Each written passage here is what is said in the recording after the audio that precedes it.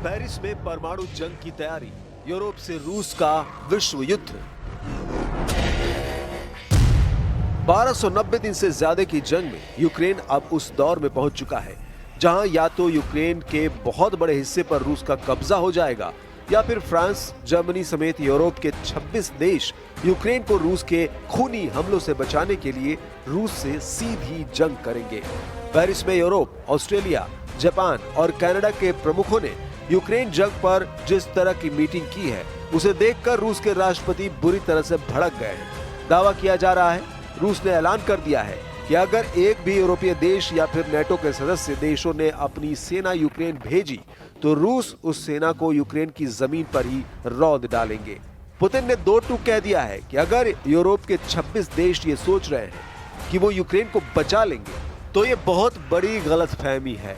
रूस अपनी सैन्य शक्ति के दम पर न सिर्फ यूक्रेन को जंग में बुरी तरह से हराएगा बल्कि रूस यूक्रेन पर कब्जा करके अपने लक्ष्यों को हासिल कर लेगा। पुतिन के इस बयान को सुनकर राष्ट्रपति ट्रंप के होश उड़ गए हैं। हम आपको दिखाने जा रहे हैं कि क्यों वॉर एक्सपर्ट्स दावा कर रहे हैं कि पेरिस में परमाणु जंग की तैयारी अंतिम दौर में है और रूस खुद को एक भीषण जंग के लिए तैयार कर रहा है। सबसे पहले आप ये जान लीजिए कि इस वक्त रूस यूक्रेन में कहां-कहां हमले कर रहा है और अमेरिका समेत यूरोप कैसे रूस को घेरने की कोशिश में जुटे हुए हैं। यूक्रेन को बचाएंगे 26 देश, वर्ल्ड वॉर को मजबूर रूस।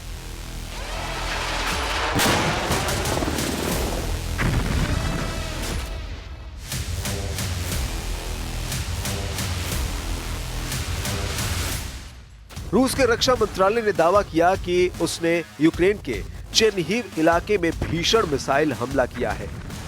रूसी सेना का दावा है कि उसने इस्कंदर मिसाइल हमले से यूक्रेनी सेना को भीषण नुकसान पहुंचाया है। रूसी सैनिकों ने यूक्रेन के दक्षिण पूर्वी निप्रोपेट्रोव्स्क इलाके के नोवोसेलिव्का गांव पर भी कब्जा कर लिया है।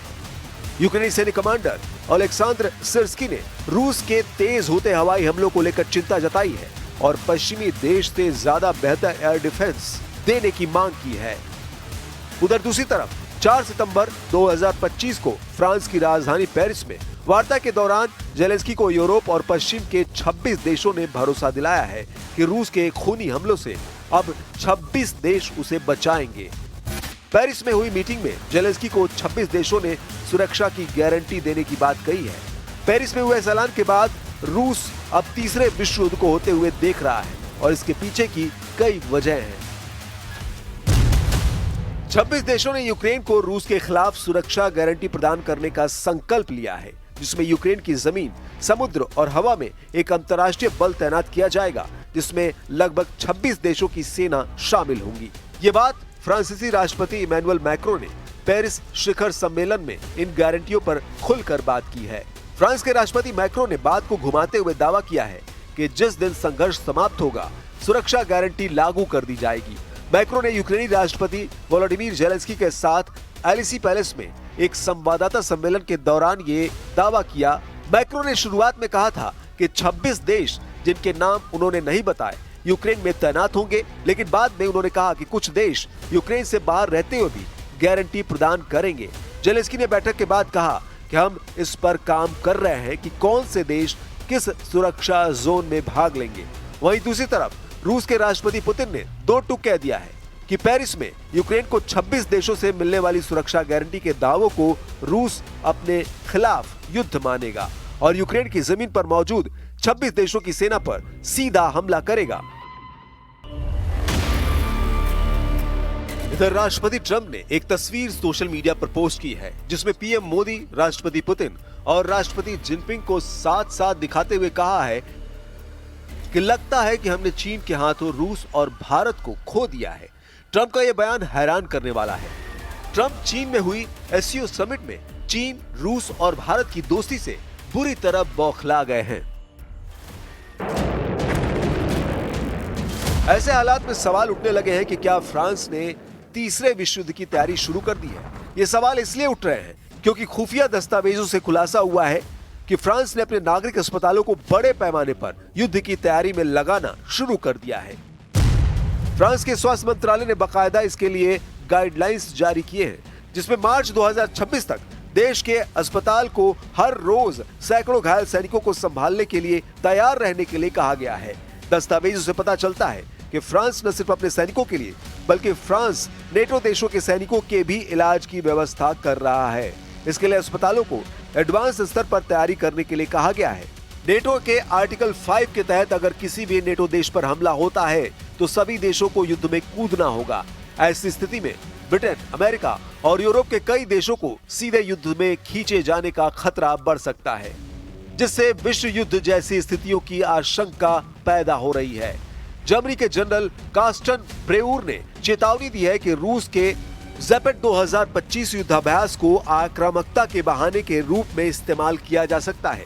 लीक हुए दस्तावेजों से पता चला है कि स्कैंडिनेवियाई देशों में नागरिकों को युद्ध के दौरान कैसे जिंदा रहे इसकी जानकारी दी जा रही है और बाकायदा लोगों के लिए गाइडलाइन भी दी गई है। वहां की सेना में सैनिकों की तेजी से भर्ती की जा रही है।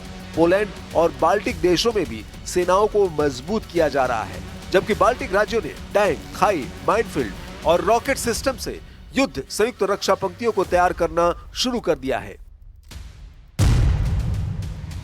रूस के खिलाफ ऑपरेशन डॉइचलैंड, 1000 पन्नों में जर्मनी का वॉर प्लान।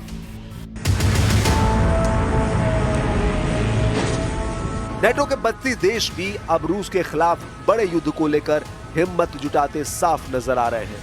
इस वक्त फ्रांस, ब्रिटेन और जर्मनी ने रूस के खिलाफ खुलकर मोर्चा खोल दिया है और यूक्रेन के बहाने ये यूरोपीय देश ऐसी जंग शुरू करने की वकालत कर रहे हैं जिसे देखकर हैरानी होती है कि क्या वाकई में यूरोप रूस के खिलाफ सीधी जंग कर सकता है। जरा जर्मनी के ऑपरेशन डॉइचलैंड को जान लीजिए, जिसे रूस के खिलाफ युद्ध की शुरुआत माना जा रहा है। जर्मनी ने ऑपरेशन डॉइचलैंड नाम से 1000 पन्नों का एक दस्तावेज तैयार किया है, जिसमें सुरक्षित स्थलों, बंकरों और नेटो सैनिकों और वाहनों की तैनाती का पूरा खाका दिया गया है। इसके अलावा परमाणु युद्ध की भी तैयारी की जा रही है, जिसमें यूरोपीय देश परमाणु हमले की स्थिति में जान बचाने के तरीकों पर काम कर रहे हैं। दस्तावेजों से पता चला है कि जुलाई में ब्रिटेन और फ्रांस के बीच एक समझौता हुआ है, जिसके तहत विश्व युद्ध 3 की स्थिति में दोनों देश अपने हमलों को एक साथ कोऑर्डिनेट करेंगे। ये तैयारियां साबित करती हैं कि यूरोप में संभावित बड़े युद्ध की तैयारियों का स्तर कितना गंभीर है। एक्सपर्ट्स का कहना है कि फ्रांस की ये तैयारी न सिर्फ होने वाली जंग की तैयारियां दिखा रहा है, बल्कि तीसरे विश्व युद्ध की शुरुआत का गंभीर संकेत है।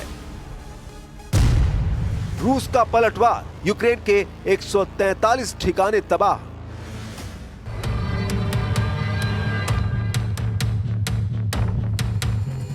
इधर रूस ने यूक्रेन के पूरे डॉनबास के 88% इलाके पर कब्जे का दावा किया है। ट्रंप के सामने भी पुतिन ने 15 अगस्त 2025 को कहा था कि अगर यूक्रेन के 4 बड़े इलाके रूस को यूक्रेन सौंप दे तो रूस सीज फायर के लिए तैयार हो सकता है।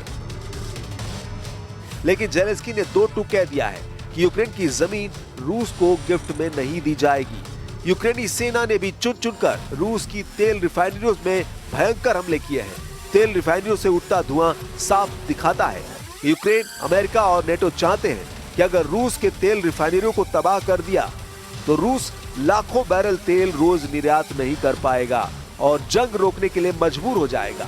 रूस पर यूक्रेन के ताजा हमलों से साफ पता चलता है कि यूक्रेन लंबी जंग के लिए खुद को तैयार कर रहा है। लेकिन इधर रूस ने भी पूर्वी यूक्रेन के साथ साथ पश्चिमी यूक्रेन पर बेहद आक्रामक हमले किए हैं, जिसकी वजह से लीव शहर में भयंकर तबाही मची है।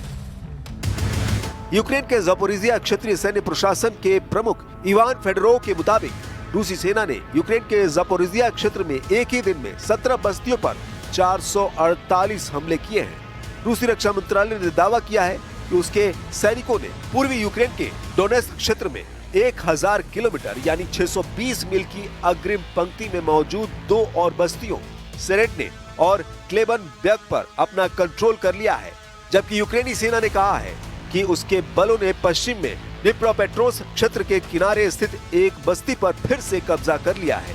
रूसी बलों ने यूक्रेन के एक सैन्य औद्योगिक केंद्र और 143 स्थानों पर हमला किया, जहां यूक्रेनी सैनिक और विदेशी लड़ाके अस्थायी रूप से ठहरे हुए थे। एक यूक्रेनी ड्रोन हमले के कारण कुर्स्क परमाणु ऊर्जा संयंत्र में आग लग गई, जिसका बदला रूस 24 अगस्त से लगातार ले रहा है। अब ऐसे हालात में देखना होगा क्या यूक्रेन की जमीन पर 26 देशों की सेना यूक्रेन को बचा पाएगी? क्या रूस यूक्रेन की जमीन पर 26 देशों की फौज को बर्दाश्त कर पाएगा या नहीं? कुल मिलाकर तीसरे विश्व युद्ध का खतरा चरम पर पहुंच चुका है।